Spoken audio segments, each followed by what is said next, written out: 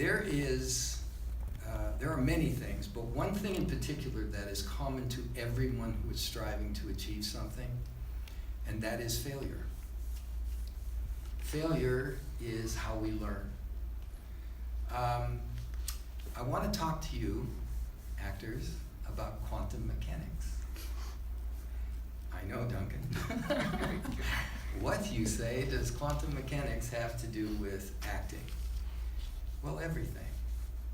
We're in a belief game.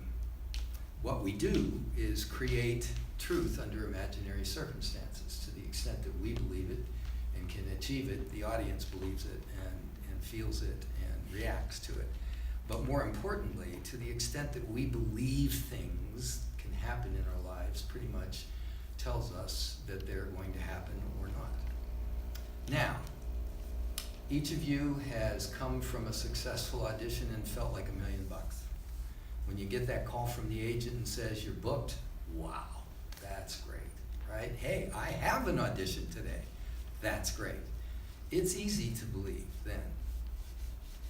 When it's not so easy is when you haven't had an audition for 6 weeks.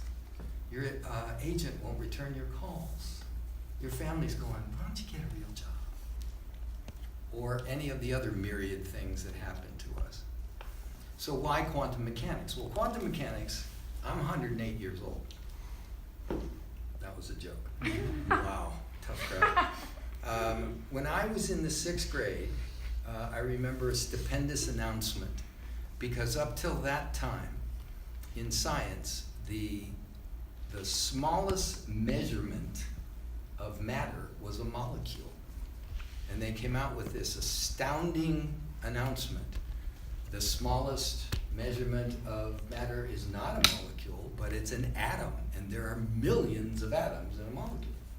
Whoa, right? Processing that through my 12-year-old brain, I didn't know what that meant.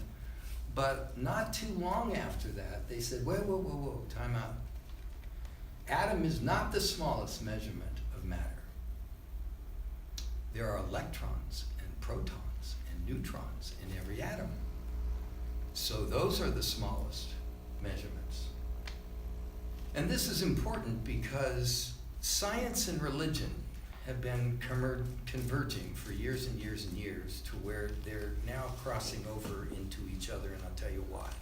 Because along came Hawking and some of the other brilliant people, and they found that no. Electrons, protons, and neutrons are not the smallest elements of matter. There are little things called bosons and quarks and leptons, oh my. And here's the cool thing. They are so small that there is nothing, or was nothing, invented that could measure them, that could see them and define them. So the researchers had to devise different machines and different ways of looking at them. And what they found is that these small pieces of matter could be a wave or could be a particle, depending, and it changed when the researcher put his consciousness on them. Okay, what does that mean? Well, it looks that as if the researcher, simply by choosing to look for a particular outcome, in other words, I'm looking for a lepton or a boson or a quark, it seems that that causes the outcome to happen. Let me redefine it. When you put your consciousness on the lepton, boson, or quark, it appeared. You kind of literally were involved in the creation. Anybody ever hear about the thought, then the thing? Well, that's how things work. That chair you're sitting on did not exist before it was a concept in somebody's eye and mind. And then blueprints were drawn and machines were made, etc., and it was created, but it existed just as real in the thought as the thing. And now we've got these little basic building blocks that only when our consciousness is put on them do they come into our vision. It would be like, I want to watch my favorite TV program, and you turn the cravostat on, and that's the program that's on the TV. What's that mean? Belief is tied up in the creation of the lowest common denominator of matter.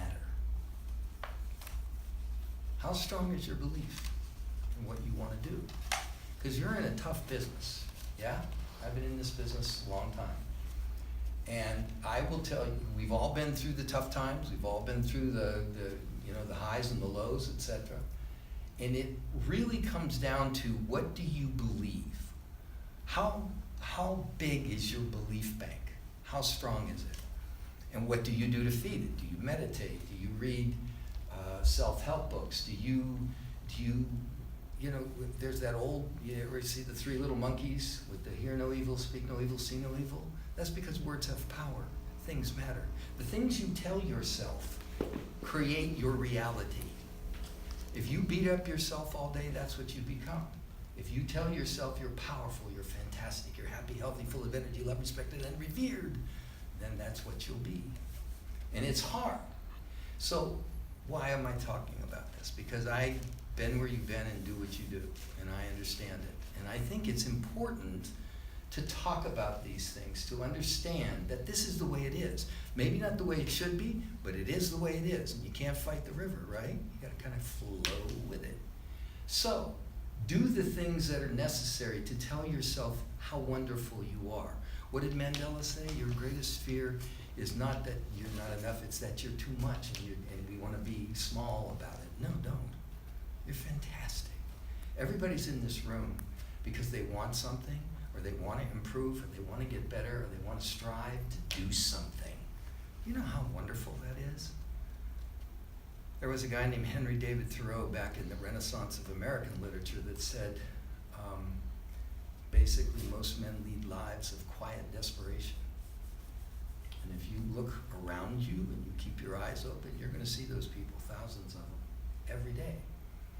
And we can be like that if we forget. So what does your belief tank hold?